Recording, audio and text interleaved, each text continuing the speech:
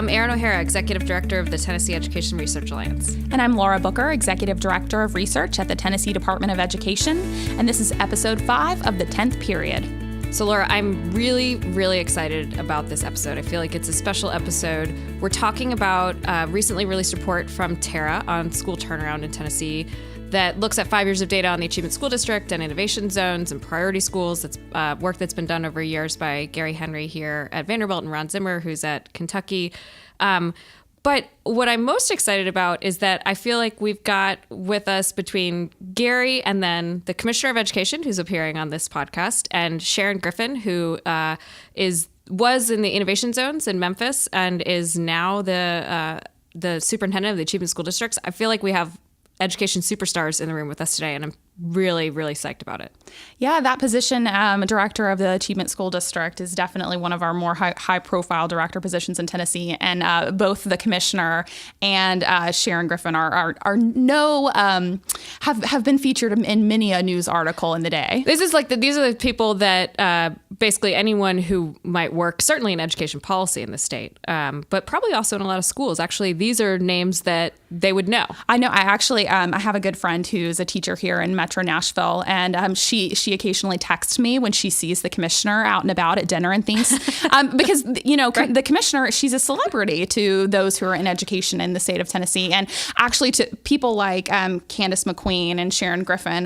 They are kind of like our celebrities. Yeah. I mean, I get more. We're actually going to spend the first moment of the podcast where we normally talk about something sort of interesting about education, just geeking out about the people that we have on the show. So keep going with what you're going to say. Well, I was just going to say that, I've seen people like Keith Urban in Starbucks here in Nashville, but I think I got more excited about, 10 years ago, I spotted Chris Barbick at Local Taco. Former director and founding superintendent of the Achievement School District. At the time, he had not yet taken on the Achievement School District role. He was still just well known for his role in Texas, leading the Yes Preparatory Schools.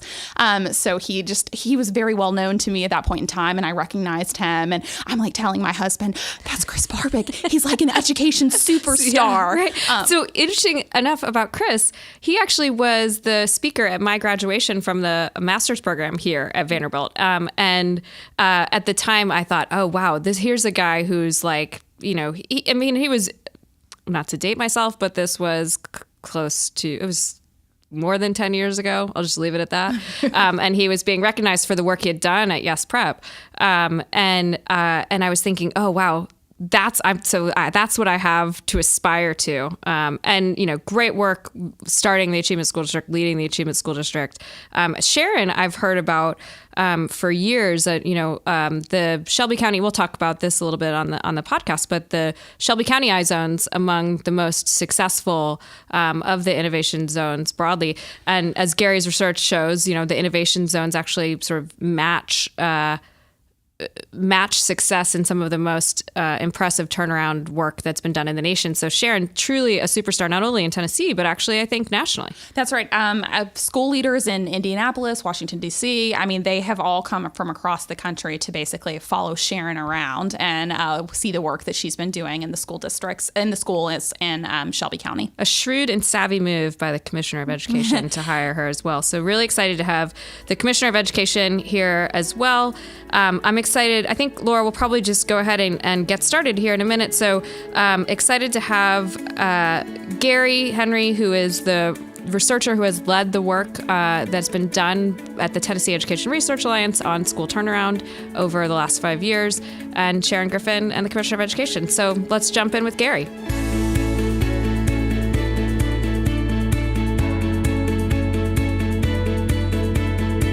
So we're excited to welcome Gary Henry, who is the Patricia and Rhodes Hart Distinguished Professor of Public Policy and Education here at Vanderbilt, to the 10th Period. Gary's going to talk to us about the research that he and colleagues have been doing on school turnaround in Tennessee.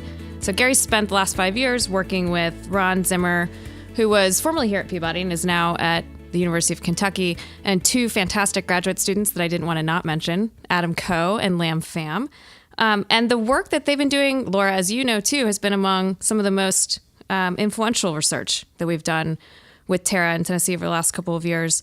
And I think really has come to shape the conversation about the impact of school turnaround. So we're excited to have Gary here, and then looking forward to having the state reaction as well. So Gary, welcome to the 10th period. Thanks.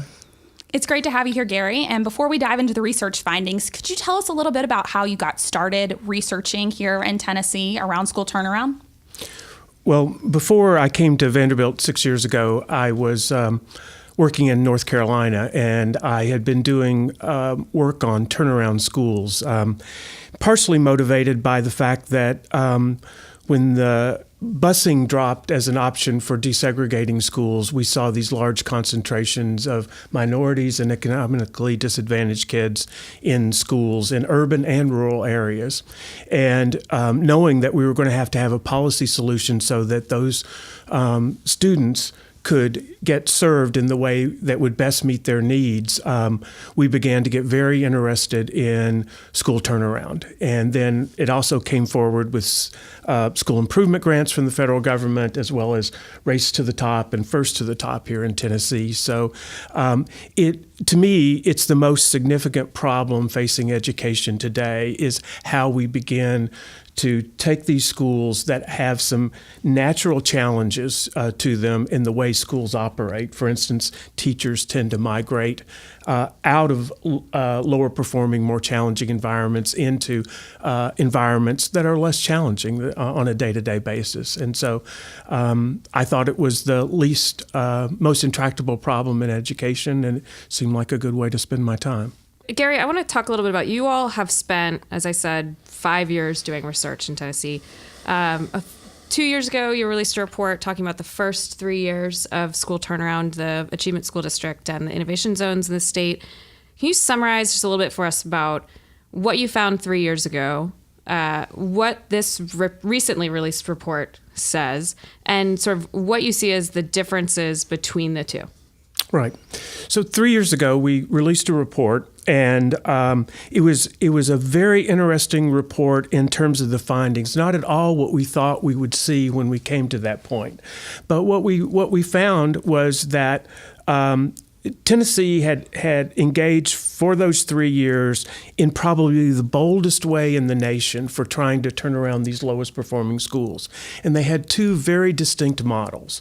One model was the Achievement School District, where for the most part, charter management organizations from around the country who'd been used to working in charter schools were then given a contract to begin to turn around these lowest performing schools. And the idea there, it seemed right-minded to us that these often schools are operating in the most challenging environments, and these folks have been dealing successfully in some cases with these problems. So it seemed like a really good idea, and to a lot of folks in the education sector. The other model that they chose was to basically form a district within a district and call them innovation zones. And if there's anything that has to happen in these schools for these kids to be well served that are in those schools, we have to have innovation. The question mark there was, would the districts that had allowed this low performance to go on, would they have the wherewithal to turn them around? Did they have the capacity? Did they have the will to do so? And in some ways, hence the two different models, probably. Right. And so it made it a very practical, on-the-ground kind of challenge, but also an intellectual challenge. Which of these kinds of methods, or both, would work? So we compared them over 3 years, and what we found was the iZone had successfully improved student gains in math, reading, and science across the board in the three locations where the iZones were working, and that's in Chattanooga, in Memphis, and in Nashville. And so that was startling results because we had not seen very positive results from turnaround in other places. And specifically from district-led turnaround as well, right? Right. It had always taken a nudge from the state in order to do that. Now, they had a nudge from the state, but whether it was going to be in the form of the Achievement School District, or do you mean in the sort of Innovation Zone Challenge, or both? It's both, really.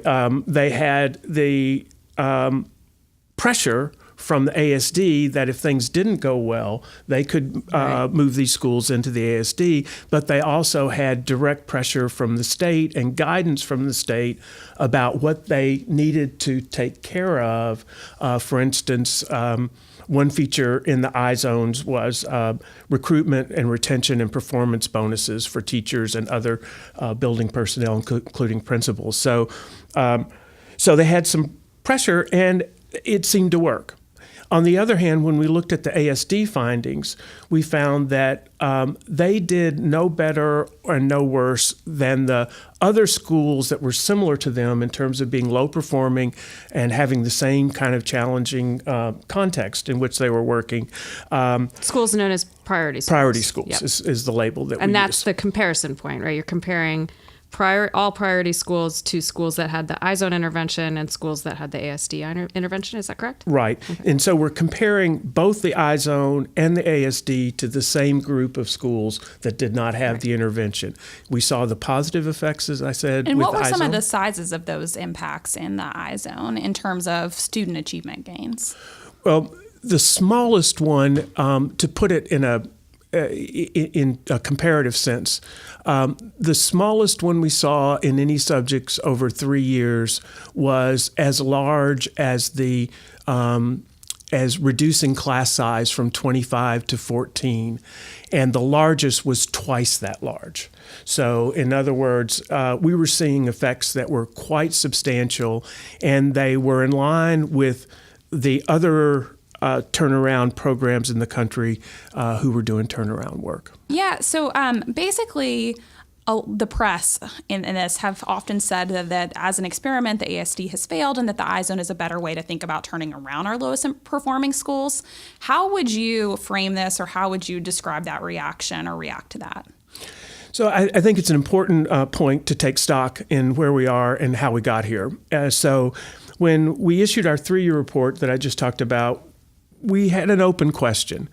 Could the iZone gains be sustained? And would the ASD become more successful as the intervention matured and they got better? But we found basically the iZone was able to sustain those effects through 5 years, and we did not see positive effects in the ASD in years 4 and 5. So with that, and taking a step back about the ASD, I think what the research tells us is that we have a partial theory failure here, and so the program was implemented as it was intended, but the implementation didn't bring about the results that we wanted to see.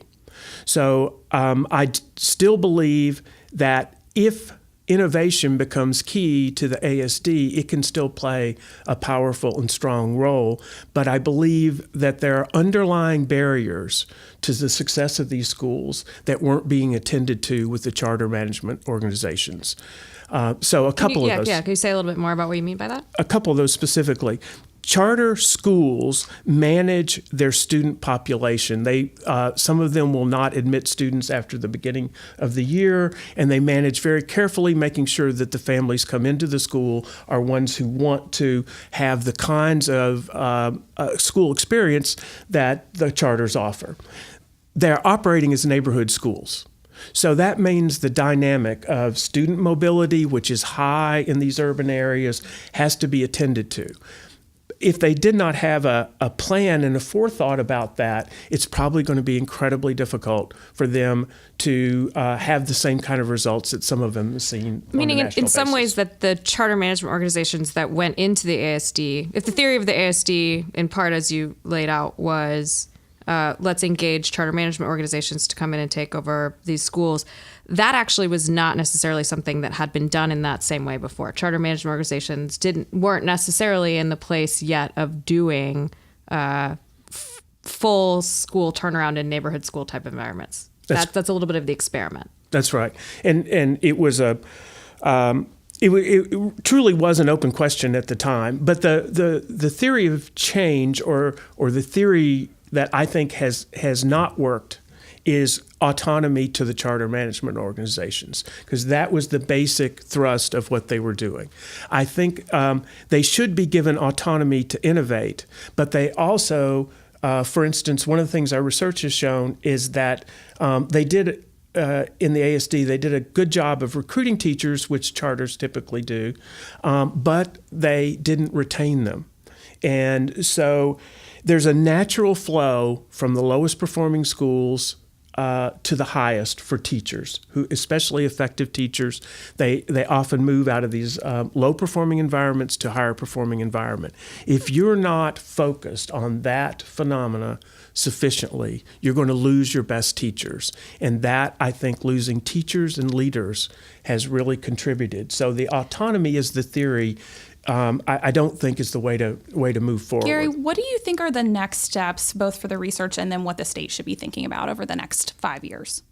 So one of the things I hope we come back with this fall, and we're getting really close, is we're going to be able to show the structural barriers, the barriers that really undermine the success of ASD, and some of them may have actually lessened the positive effects of the innovation zones. So we're looking right now at a more formal analysis of the effect of teacher turnover, chronic absenteeism, of principal turnover, and trying to see which of those levers needs to be attended to in order to make these schools much more effective. Because I think we're not going to, the state now has a major pillar in their turnaround moving forward of talent management. And I think that is going to have to be some of the pillars that the state's using for the other parts of the turnaround need to be addressed in terms of the turnaround in the ASD schools. Gary, this is really helpful. Laura, I think we've probably, do you have any more questions? I know we'll have more questions in the future. I'm ready to bring on some of our state leaders. I'm excited to hear our state folks react to the research. But Gary, really grateful for you spending some time with us this morning. Really clear explanations of sort of what you all found and what's to come in the future, and looking forward to having you back on the 10th period. Thank you, Gary. Great. Thanks so much. Thank you all.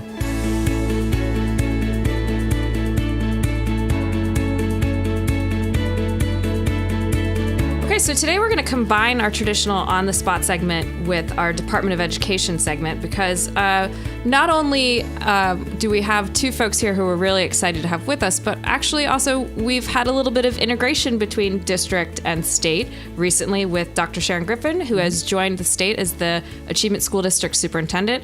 And we're honored to also have with us today Commissioner McQueen to have the perspective of the state on the Achievement School District Innovation Zone research. And also we're going to probe a little bit with Dr. Griffin on her thoughts from the district perspective. So I'd love to start with both of you just talking a little bit about your roles as it pertains to priority schools and school improvement in the state, what you think sort of is the impact of your particular role, but also how you all are seeing, I know this is a new partnership, but how you all are seeing the two roles interact. And obviously you've done this with Achievement School District Superintendents before, Commissioner McQueen. So I think we'll start with you, Commissioner. Can you tell us just a little bit about your sense of the role of the commissioner in school turnaround, and then how the role interacts with school districts and interacts with the Achievement School District Superintendent? Thank you. I appreciate the opportunity to be here, and thrilled that Sharon is here as well, so we can talk about this collectively.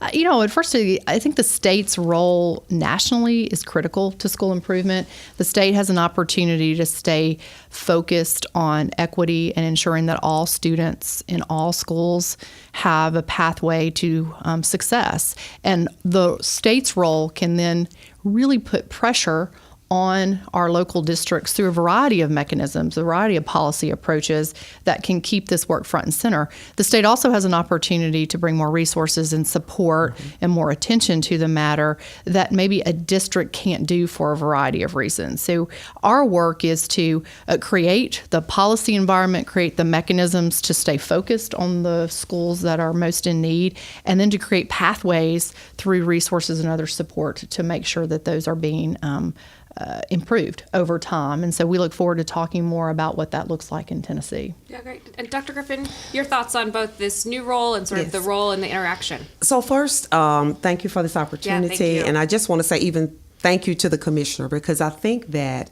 the ASD and the turnaround model brought a laser-like focus to an issue of concerns where students and schools were underperforming, where we were not actually focusing on the resources and human capital, and best practices to implement what was best for students. So I want to thank them first for that.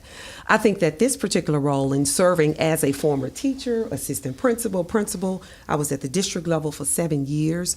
It now gives me the opportunity to bridge the understanding of what actually happens in schools at the grassroots level, so that we can actually collaborate not only with the ASD, but with other districts across our state. And so I'm excited about sharing those best practices as we move forward. Yeah, talk a little bit more, if you will, just quickly about the working with other districts too. So you've obviously spent a long time in Memphis, have sort of grown through that system, taken on important roles there. As you think about this as a statewide thing, how are you thinking about interacting? And I think it'd be interesting to have your perspective on this too, Commissioner, interacting with the other districts who are doing the same kind of work. Well, as I think about it, I think first we have to look at even though we're talking today about the iZone and what the study has revealed, I think there are success and pockets of success all across our state, where in particular Chattanooga and even here in Nashville and even in our ASD schools, where we've identified best practices that were successful.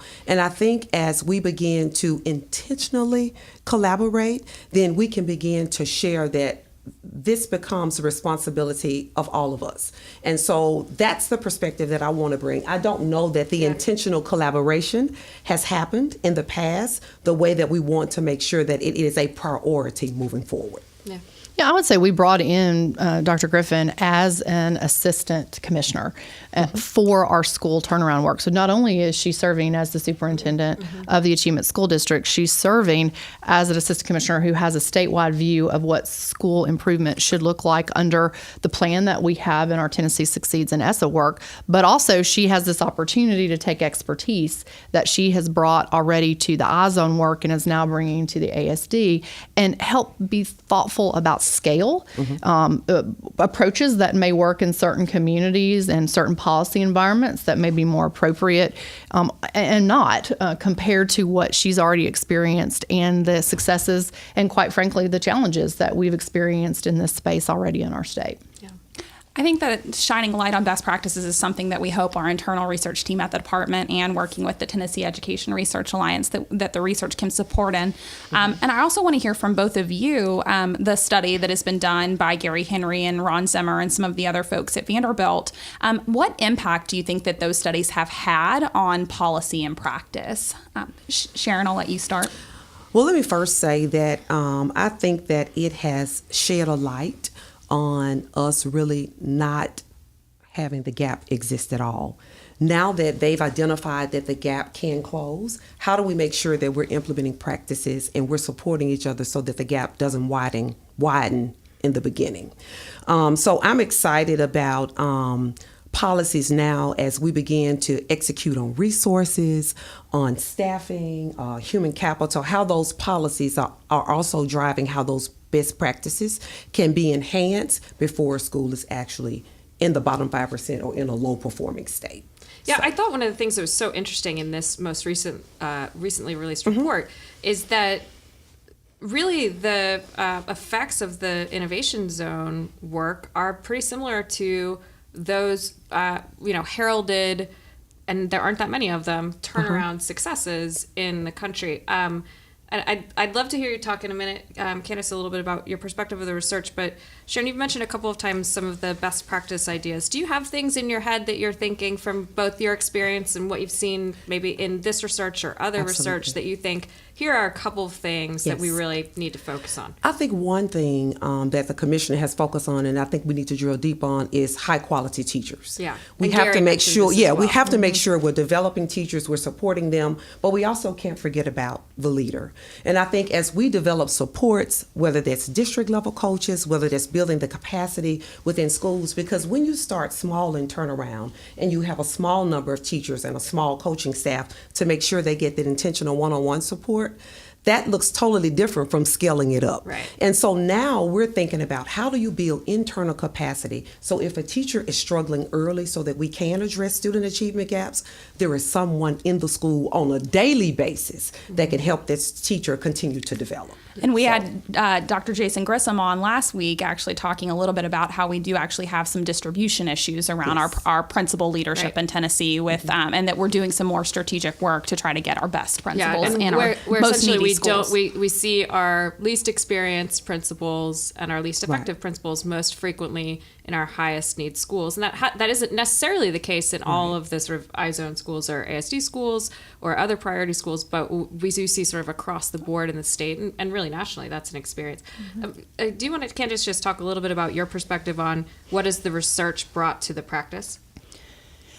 We have been so appreciative of having a larger view from Gary Henry and Ron Zimmer's work in particular that allows us to get out of the day-to-day work of improving schools from, last year's data to this year's data and trying to push forward into, a new strategic plan for the schools. But to say, let's step out of that for a moment. Let's look at the big picture and say, what pieces have actually worked over time? And what can we learn from the iZone that actually has impact on decisions that we need to be making differently around the ASD work? And then where do those things maybe merge as we think about other school improvement models over time? We get asked a lot, so do you think the Achievement School District was a failure? Is it a failed experiment? And my response to that question is, quite frankly, this is a dynamic environment. It's dynamic nationally in school improvement, and we are learning. And then you've got to take what you've learned, you iterate on that, and you take the next best step, right? You look at what you have in front of you, and you say, well, how are we going to apply that in different ways? Are there big changes? Are there small changes? And we know three things really matter that we've learned really from the research that both Gary and Ron did. One is our staffing patterns. Do we have the right teachers in the right places, and are we focusing on that recruitment and retention in the way we should? Two, there isn't a silver bullet. There is not a structure that all of a sudden creates all of the outcomes that you want. You have to create within that all of the things, instructionally that are appropriate within that, whatever structure that may be. The structure can help. It can certainly create some conditions that allow for success, but there's so much more that has to happen in the structure than maybe was initially thought through when the ASD or even the iZone from the outset was created. The third thing that we've learned really through this research and our own experience on the ground is that it matters to have pressure. It matters for prioritization of schools and students that may have been not prioritized in the past or left behind in some of the conversations. And while the ASD has not been perfect, it has created conversations that would not have happened 6 years ago. And we believe that matters in how we even go forward. And I was just going to add, I like to look at it in a sense, it's allowed us to fail forward.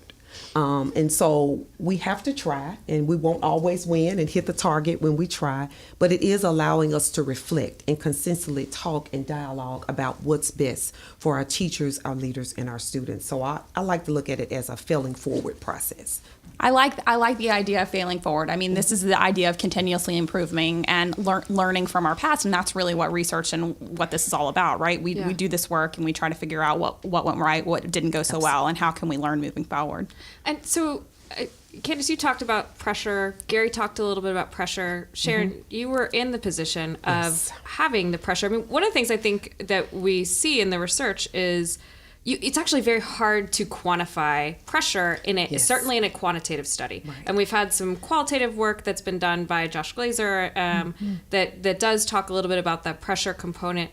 Can you talk about being in that position? Absolutely. And then also a little bit maybe about how you're thinking about that from the new position perspective. Right. And let me tell you a little bit about the pressure and how it was relieved some. Because when the Innovation Zone was created with the state's approval, we had empowerment to make decisions based on the needs of the schools. So some of the district constraints and some of the even policies and guidelines at other schools that were not in the iZone, the models they had to follow as it related to policies, we didn't have to follow. Right. So it allowed us to really customize all of our resources, our staffing, and the support to the need of the school. So the pressure actually that the outside people thought we were feeling, it actually was a good place for us to be in because we were for the first time not adhering to the cookie cutter approach. Every single need. You mean sort of taking the district-wide approach and applying it absolutely to every school equally, as opposed to sort of having as you said previously, a laser-like focus on these particular sets of schools. Yes, and in the past and in other schools, it was everybody goes to this blanketed PD. Yeah. Everybody, this is the resources that you would choose. Well, with the state's approval of the Innovation Zone, we were allowed to actually tailor all of our needs, all of our supports, hire teachers based on the needs of the schools, use those resources in that same way to address the needs of the schools, added an extra hour so that when students were late, we were able to intervene. And so the way that Commissioner McQueen and the district has moved toward all means all, it's very similar to what we did early on because we were able to address the needs socially and academically, all students on a daily basis. But we had to be iZone first. But again, that was a way now we know and has been documented that it works. So I'm so glad to also see it's upscale to ESSA now. Yeah. Tweet that. It's upscale. Do you look to Candice as if you like might that. have something you wanted to say in response? And then I have a follow-up question Yes. as well. Tennessee was at the forefront of saying we're going to create multiple models for school improvement. And so the iZone ultimately started in Shelby County and quite frankly in other places across the state as well because of the pressure of the creation of the Achievement School District through policy. So when we talk about pressure, we were supporting as a state both models. In fact, monetarily, we were specifically supporting iZones with more money even from the outset than the Achievement School District as far as state and federal dollars. Race to the Top also was supporting these models. And so I think that's an important point to make because ultimately we were hopeful and we're pleased that the iZone actually outperformed in some way the Achievement School District. But what it has taught us is new things that the Achievement School District should be actually focusing on that are the best pieces of the iZone and maybe additional pieces that the iZone wasn't doing either, but we know it's very critical for the improvements of 08. And I'll also make this point, not all the iZones are created equal. We saw iZones in other places across Tennessee that did not have the same outcomes that Shelby County's iZone has made. We think there were different best practices happening in the Memphis iZone that we can replicate in other places and truly make better for the entire state. So the models themselves have allowed us to really grow in terms of our own knowledge and again, to fail forward, to iterate on those while also improving the experience for kids. Kids were improving really across the board throughout this entire process too. So in fact, the floor is higher. Yes. Right. Where It is. kids are Right. now in Memphis and even across the state in our priority schools is better than where we were 5 or 6 years ago. So we were improving with students while we were consistently iterating. Yeah, we actually will have a report coming out not long after this one that I know you've seen and we've talked about over time that looks a little bit at that floor aspect to where actually there is improvement sort of overall of these schools. Before we get to sort of probably what will be our last question, Laura asked a question of Gary that then Candice, you answered a little bit with the narrative around iZone or ASD failures. Sometimes that's how this research gets picked up. Sharon, I'd love to just hear you comment a little bit on that. Also, a little bit from the perspective, again, I'm going to keep pushing you. I know you're in the process of taking on this new role. Yes. But when people think about ASD versus iZone, and one as more of a success than the other, agree, disagree in your perspective, and then, so how do you take it from here? I would answer it like this. The Achievement School District and the state forced us to think differently about how we address the needs of all students. And so it's not a us versus them. This is about making sure that every single student who's in an urban or rural setting, and we know poverty plays a role as well, that all of their needs are addressed, not just socially, but academically so they can succeed. So I don't ever get into a us versus them, because until every single child is on grade level and beyond, then we have not achieved. So it's not a pocket of success. This was written for the entire state to be successful. And so that's where we are. And so I'm excited now to bring the best practices. I want to look at our charter schools. I want to look at the partnership zone, come to Nashville, so we can bring all of those things together so that we can create and put plans together so we can address the needs of all of our students. That's great. So last question for both of you. Some next steps for the department and from the ASD perspective. I think we've heard a little bit about we're going to try to learn from each other. What else? Yeah, and if you can be specific for our listeners, I'm sure they would love to hear. Well, we've publicly talked about some of our focus areas, and one of them in particular is the human capital approach that we have across our schools in the Achievement School District. Everything from how are we recruiting across all of the schools, what does leadership look like in our schools, how are we encouraging and keeping the best and brightest in our schools, and we have struggled with that. I think the research will show that our retention efforts have not been stellar across any of our schools in the Achievement School District. So our focus is on the human capital components and ensuring that we have really high quality recruitment and retention of the most effective teachers, and encouraging a different staffing pattern, quite frankly, at the local level, meaning the school level, that is high priority in their own plans. And we just do not believe that has been the highest priority, and resources need to be brought to bear to make that happen, as well as ensuring that we have the principals in place that we know can ultimately do the work over time. That's number one. Number two, we've publicly shared how important our literacy work is in the Achievement School District. We are prioritizing that as a state. We have a critical crisis and the literacy attainment in our Achievement School District schools, and we are putting new supports, new personnel supports, how we're looking at our curriculum will be changed, as well as what we do for the summer and after school programming for our students. So an acute focus on the literacy needs. And then third, we know we have to have more of a portfolio learning environment across, again, not just all the schools in the school improvement sort of network across our state, but acutely in Memphis. How do we learn across our charters and our direct run schools in the ASD? And then how do we work more directly with the iZone to share what we're learning? I think it's a problem when you're all trying to implement the same curriculum, but you're all approaching it with very different professional development needs. And we know we could pool our resources more because we're working with the same kids, we're working with the same teachers, we're essentially working with the same curriculum. So how do we learn together across some of the exact same tools that we're all trying to learn and be more effective with? It seems like that last point that you're making too touches a little bit on something that Gary said that we didn't quite get to, but was this idea of having charter management organizations coming in sort of from outside the state, doing something that they were, and some that were grown up here in Tennessee, but doing something they hadn't done before. By getting into some of that integration across, you might see actually people sort of improving together. Absolutely. And I was only going to add this intentional and deliberate collaboration. We've been talking in the last few days about exceed the need.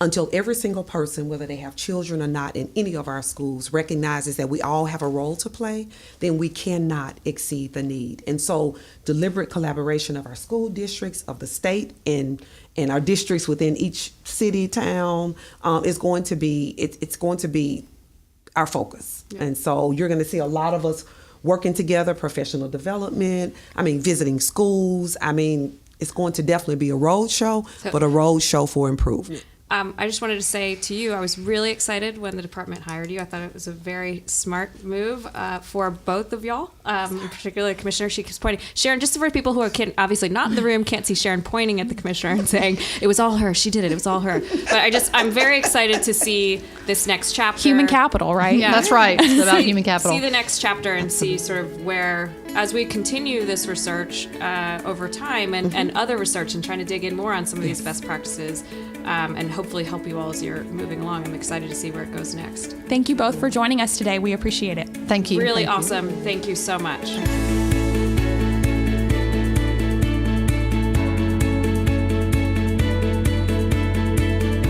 So, Aaron, how did the conversation today and meeting Sharon in person live up to your expectations, and what is it that you're taking away from the conversation today? My education geek was totally geeking out the whole time, and I feel like I was just as impressed as I thought I might be. And I'm, as I said at the end of that interview, I'm really hopeful. I actually was at the State Department of Education when the Achievement School District and Innovation Zone work was getting started. And as I said, it's not always easy to sort of hear research that doesn't quite go in the direction that you might, and research is objective, right? Which is one of the things that's so great about it. But I'm excited to see what will happen and what Sharon will do in that role. And also just really grateful to have both Sharon and the commissioner make time to do this. I do have some thoughts on takeaways from the research, but I'd love to hear what your thoughts were on the experience as a whole, and also on the what's going to happen next from the research perspective. I heard the current superintendent in Shelby County say once that you have to make us own our data, and I really appreciated that perspective. And I think that the State Department has really owned the fact that the commissioner did it a couple of times here today. That the results from the Achievement School District have not necessarily been what we would have hoped. As Gary said, it's not that the students there have done worse than the comparison, but they haven't done better, which is what we would have hoped. And they certainly have not necessarily done as well as what we've seen in the innovation schools. But the conversation around pressure and state policy and how that comes into play is really interesting. And then I'm really thrilled to hear the focus on human capital and quality teachers and quality leaders that both the commissioner and Superintendent Griffin are bringing to this work.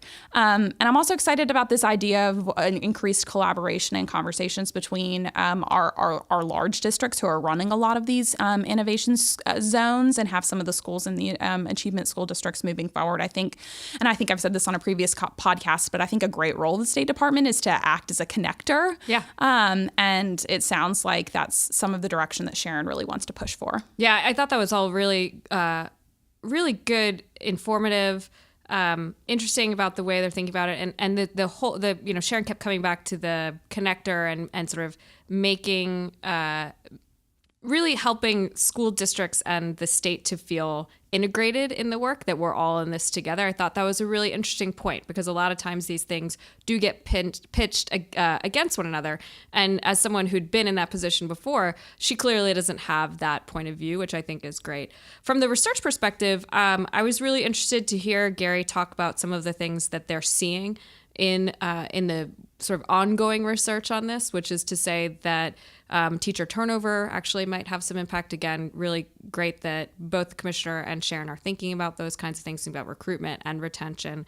As the commissioner said, puts us in a better place, Tennessee, over time, to see these various experiments, how they'll work. That's what we're really trying to, I feel like, build here between the department and the Tennessee Education Research Alliance, is a partnership where we're not just doing program evaluations and saying, oh, it worked, it didn't work, but really looking at why it didn't work. I mean, what are some recommendations that can come out of the literature, and to do some of those best practice shining a light. I also think that the research is really great at helping us kind of frame the problem. I know you guys are going to have a paper coming out that will talk about frameworks for school improvement and how we can align some of our goals with the outcome measures to make sure that, that we feel confident that we're actually measuring what it is that we're trying to achieve. Are we measuring outright growth? Are we measuring reduction in gaps? How do we know when we've set out to solve these big problems? How do we know if they're being solved? That's right. Yeah. And I imagine we'll hit back on some of that in some of our later podcasts. Yeah. I know we've also got some things coming up around our educator survey findings, and some soon to be released. Yes. Hope mid-July. Some of that will be becoming public, and then hopefully we'll do something where we hit on teacher evaluation in the future. But I do want to say to all of our listeners out there that as she was leaving, Dr. Griffin was saying that she's really planning to be out in schools as part of this new role and in the Achievement School District lead. So those of you who might just be as excited as Aaron and I were to meet her in person might just have the chance. Yeah, and we might even just go see her while she's on the road. So this is the end of our 5th episode of the 10th period, and I just want to also take one quick moment to say thank you to Brian Smokler, who is the man at Vanderbilt University who helps to make all of this happen and did a bunch of quick switcheroos and various other things today to make this work. And continuously, we would not have a podcast if not for Brian. So really grateful. So thanks for joining us for another episode of the 10th Period. To learn more about the research that we talked about today, you can go to our website. Also, follow us, the Tennessee Education Research Alliance, on Twitter, 10ed Res Alliance, and we'll see you back here for the next episode of the 10th Period.